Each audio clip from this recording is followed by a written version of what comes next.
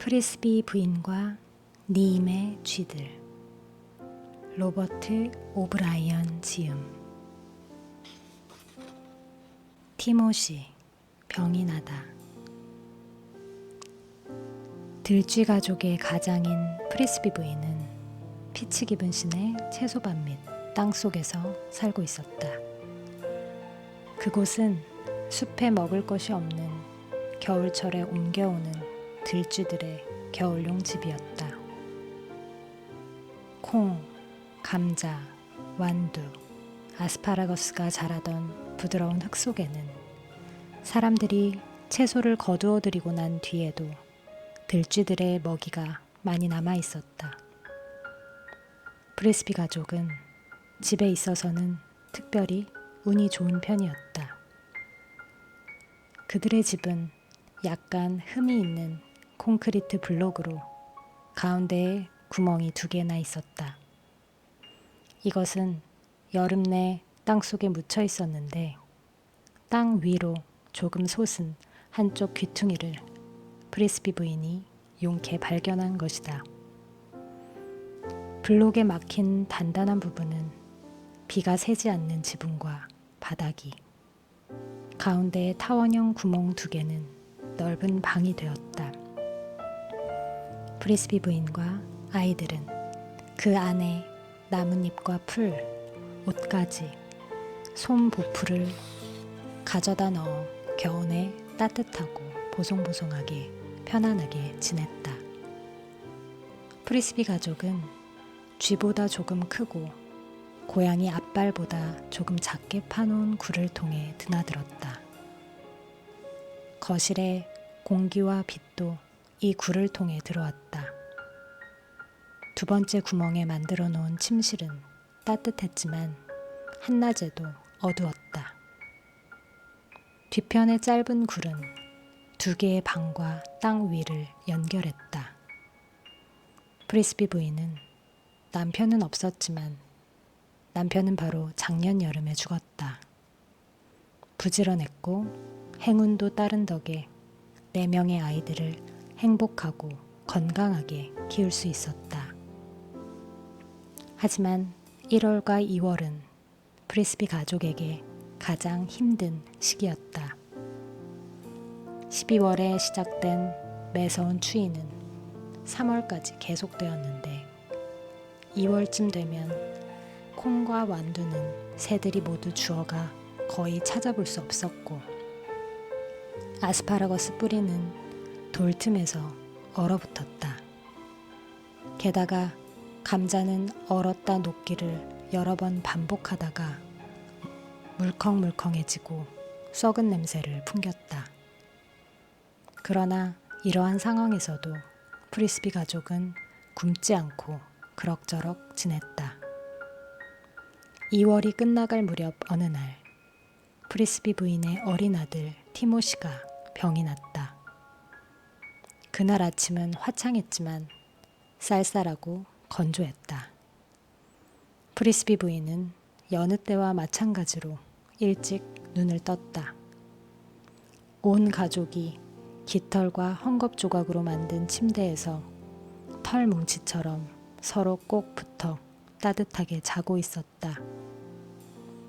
프리스비 부인은 아이들이 깨지 않게 조심스럽게 일어나서 거실로 조용히 걸어갔다. 그곳은 따뜻하지는 않았지만 그렇게 춥지도 않았다. 입구에서 들어오는 빛을 보고 이미 날이 밝았음을 알 수 있었다. 프리스비 부인은 거실 뒤 작은 돌들로 만든 우묵한 식품 저장고에 있는 음식들을 바라보았다. 아침, 점심, 저녁 끼니로는 충분했지만 우울해졌다. 지난 1달 동안 매일 몇 끼를 같은 음식만 지겹도록 먹었기 때문이다. 푸른 상추나 작은 달걀, 치즈나 머핀이 있는 곳을 알고 싶었다. 물론 그리 멀지 않은 곳에 닭장이 있었고 그곳에는 달걀이 많았다. 하지만 달걀은 들쥐가 들기에는 너무 컸다.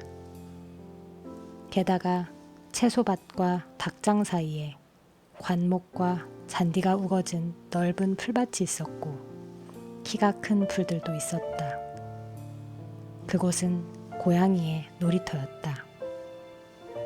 프리스비 부인은 굴 밖으로 기어 올라가 수염까지만 내밀어 조심스레 주변을 살폈다. 바깥 공기는 살을 애는 듯했고 채소밭 저쪽 숲 가장자리의 낙엽 위에 하얀 서리가 두껍게 내려 있었다. 프리스비 부인은 완만하게 홈이 파인 이랑 위로 올라서서 울타리 쪽으로 달려갔다.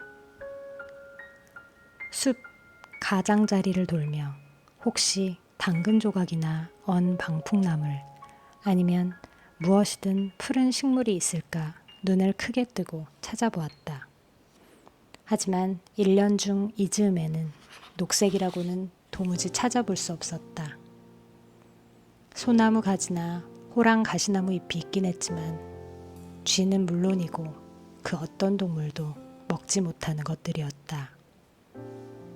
바로 그때 채소밭 저쪽에서 푸른색의 뭔가가 보였다.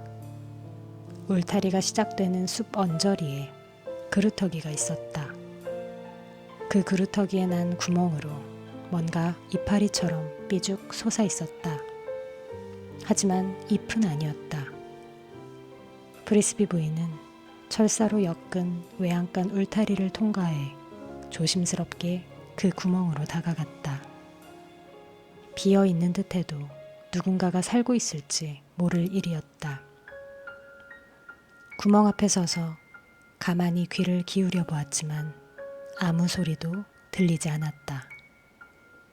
곧 그 푸른 것이 무엇인지 알 수 있었다. 노랗고 갈색이 돌기도 하는 그것은 옥수수 껍질이었다.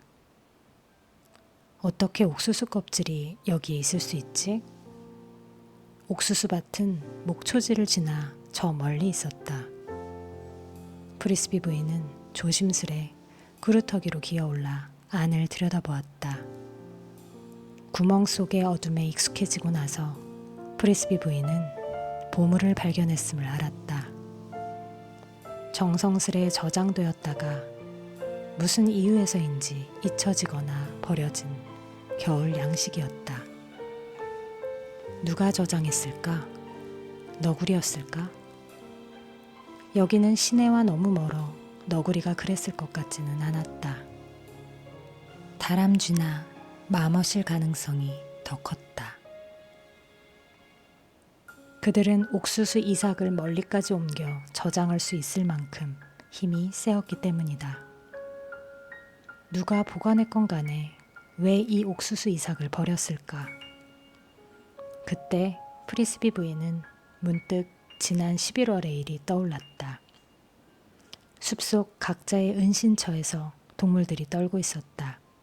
그리고 사냥꾼의 총소리에 뒤이어 누군가가 몹시 고통스러워하는 소리가 들려왔다.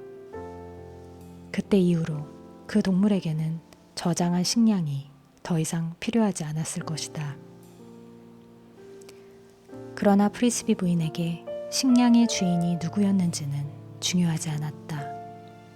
또 그를 위해 슬퍼할 필요도 없다고 생각했다. 식량은 단지 식량일 뿐이다. 비록 원하던 푸른 상추는 아니었지만 프리스비 부인과 아이들은 옥수수를 무척 좋아했고 양도 넉넉했다. 옥수수 밑에는 농장 저쪽에서 가져온 것으로 보이는 신선한 땅콩 한 무더기와 호두, 향기 좋은 버섯까지 있었다. 프리스비 부인은 앞발톱과 날카로운 이빨로 옥수수 아래 윗부분에서 꼬투리를 떼어내 조잡하지만 자루로 사용했다.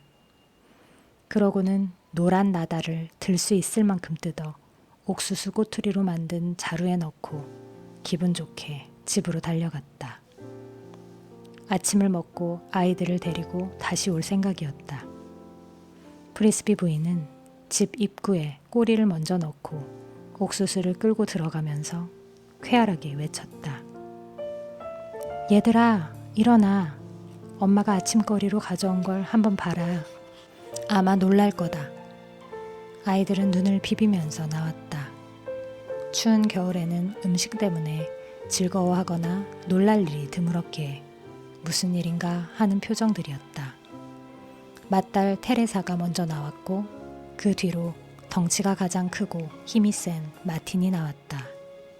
검은 털의 마틴은 제 아빠처럼 날래고 잘생겼다. 그의 뒤를 따라 털빛이 옅고 호리호리하며 예쁘장한 막내 신시아가 나왔다. 신시아는 춤추기를 좋아하는 작고 밝은 소녀였다. 네? 놀랄만한 음식이 뭐예요? 신시아가 물었다. 그런데 티모시는 어디 있니?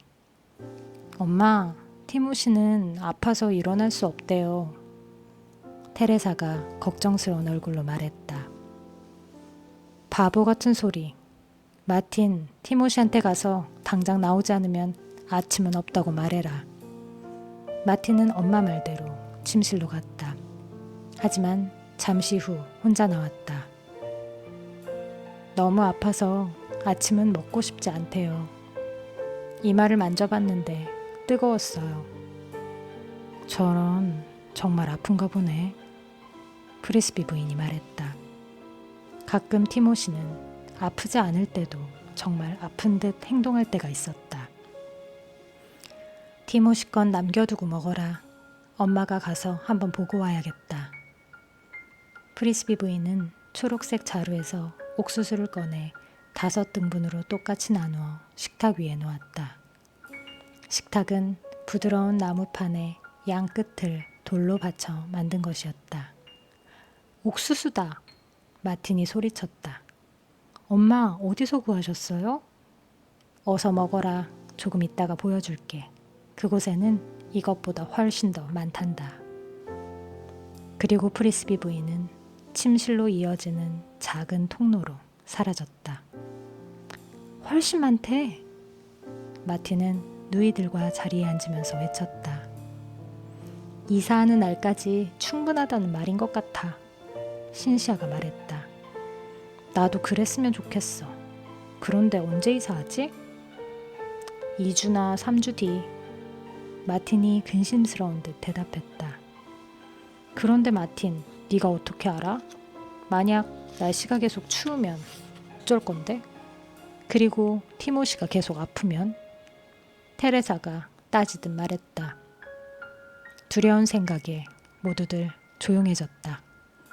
그러자 신시아가 말했다. 언니, 그렇게 걱정하지 마. 오빤 괜찮아질 거야. 그냥 감기에 걸린 거라고. 그뿐이야. 아이들은 자기 몫의 옥수수를 먹기 시작했다. 침실로 간 프리스비 부인은 티모시의 이마를 만져보았다. 이마는 뜨거웠고 땀이 흥건히 배어 있었다. 맥박을 짚어본 프리스비 부인은 깜짝 놀라 티모시의 손목을 놓쳐버렸다. 배가 아프니 티모시? 아니요, 엄마. 괜찮아요. 그냥 춥고 일어나면 어지러워요. 그리고 숨을 잘 못 쉬겠어요. 프리스비 부인은 걱정스럽게 티모시 얼굴을 들여다보며 혀를 살펴보려 했지만 방안이 어두워 제대로 볼 수 없었다. 티모시는 아이들 중에서 가장 약했고 아빠와 형처럼 얼굴색이 좋지 못했다. 하지만 눈이 크고 맑았으며 말할 때는 밝게 빛이 났다. 프리스비 부인은 티모시가 형제들 중에서 가장 똑똑하고 사려 깊다는 것을 알고 있었지만 내색하지는 않았다. 티모시는 몸이 약해서 감기나 전염병이 돌면 형제들 중에 가장 먼저 옮았고 가장 나중에 회복되었다. 그래서 그런지 약간 우울증 증상을 보이기도 했다. 하지만 이번엔 정말 아픈 것 같았고 맥박도 아주 빨랐다. 가엾은 것, 누워있거라. 이불도 덮고. 프리스비 부인은 담요로 쓰는 옷 조각을 덮어주었다. 조금 있다가 네가 밝은 곳에 누워 있을 수 있게 거실에 잠자리를 마련해 주마. 오늘 아침에 괜찮은 옥수수를 좀 구해왔는데 남은 겨울 동안 충분히 먹을 수 있을 만큼 많단다.